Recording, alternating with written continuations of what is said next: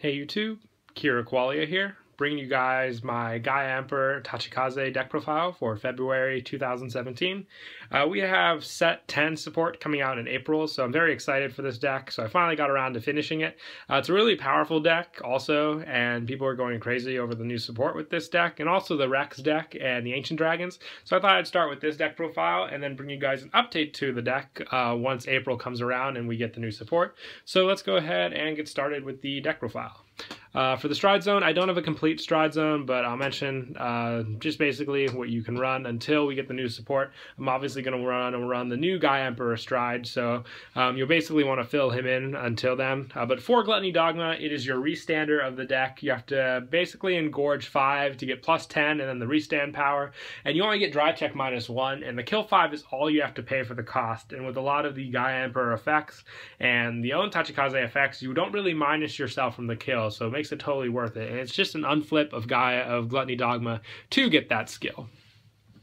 I run one Twin Tempest. He's really good, but only in the sense that you want to run one of him because he is a big cost. Counterblast 2, Soul Blast 2, choose 3 your rear guards retire to kill everything on the field. So it's good to take care of resist units, but like I said, I don't see me getting this off more than once or twice per game. And the fact that you would need to is also another point to make. Also 3 Arc Raider. He is a great first turn stride just for pressure. Unless you G-Guardian, then you definitely want to try and go for Gluttony Dogma because he's your game winner there. But this card's an on-hit kill effect with +5, so alone you'll be attacking for 31 power. And like I said, with Gluttony Dogma, you don't really minus yourself with his kill, making it basically a free cost. And I have 4 of the Dinorphalanx G-Guardian in here.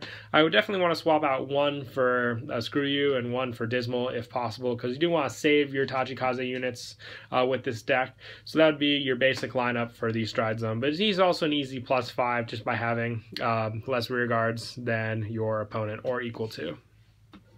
And like I said, I'd run either the One Fighters Collection stride that I didn't portray in this one, or the new 4 that we're getting for an even stride zone of 16. But now let's move on to the main deck. I run 4 of the Gaia Emperor Grade 3. He is the one card you want to have on Vanguard. He is a Counterblast 1. When you stride over him, you can call 2 cards from your hand to rear, and they get the effect if they were to be killed this turn by one of your effects. You can call it back to rear. So like I said, with Gluttony Dogma, if you kill 5, you'll get to call 2 back, and then other card skills will also let you able to call them back as well. So you, like I said, he saves you from minusing, and he has an engorge as well. So you can engorge if you ride him first turn and you're not striding, and then basically call that unit back if it's something like Tank Mammoth, so you don't get a minus on yourself, or even another attack if that card already attacked. And also 2 Tyrannobite. He's got engorge, so he works on rear guard for the +5 power if he engorges, and a Counterblast 1, Soul Blast 1 when placed on Vanguard, check top 5 for a unit with the engorge ability. So you can even search out Gaia Emperor, which is nice because he's a search for that when you want to have that on Vanguard, but you open up with this. And 2 Dark Rex. This card's really cool. Basically, if you bind this card, go for the Gluttony Dogma, call back 3 more rear guards. If the second Gluttony Dogma attack doesn't hit, then ride into Dark Rex and attack with this for 3 attacks in 1 turn. For grade 2s, I run 4 Apato Master.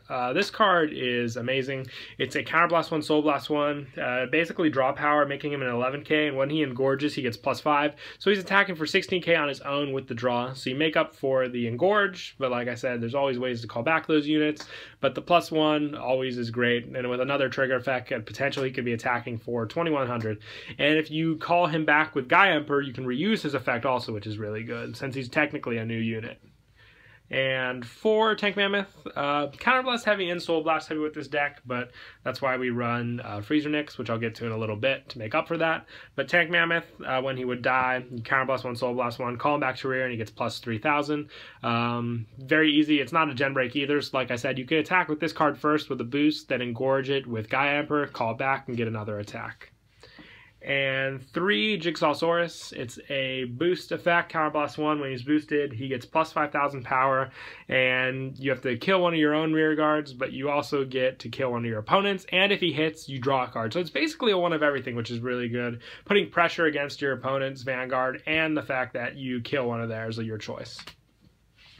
And for grade 1s, I run 4 Savage Guardian. It's your unflip perfect guard, takes care of a lot of the counterblasts that you use, and most of the time you only want to protect your Vanguard from attacks, and otherwise you'll just use Dismal on one of your rear guards.